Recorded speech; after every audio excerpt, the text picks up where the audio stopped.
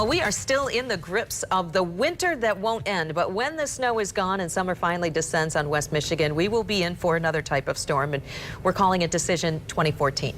A big election with big implications, and we'll have it covered like no one else. 24-hour News 8 political reporter Rick Albin here with a to-the-point insider elections 101. Yeah, there is a lot to know about this, Brian and Susan. It's going to be a long election cycle, as evidenced by the fact we're already talking about it.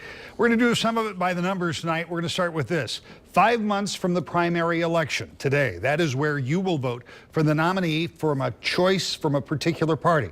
Already here on the Secretary of State's website, you see there are a lot of those primary races are shaping up. This one is in the 73rd district. It's a state house district, and there are a number of people who have already filed for an open seat. That's a vacancy created by the fact that the current representative, Peter McGregor, is now running for a state Senate seat in the 28th district.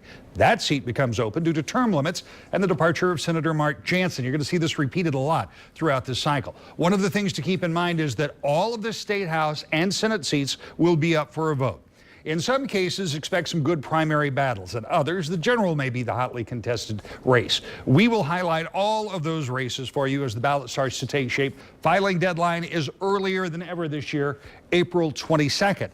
Similarly, each member of the U.S. House will stand for election this year. We already are aware of what could prove to be a spirited primary in the 3rd Congressional District, where incumbent Justin Amash will face fellow Republican Brian Ellis in the August election.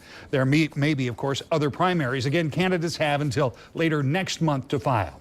U.S. Senate seat being vacated by Carl Levin will be a hotly contested battle. Right now, Congressman Gary Peters, a Democrat, and former Secretary of State Terry Lynn Land, a Republican, the main contenders, and there's already some animosity in that race. And did I mention that you will be deciding on the race for governor, Secretary of State, Attorney General, judgeships, and whatever issues pop up?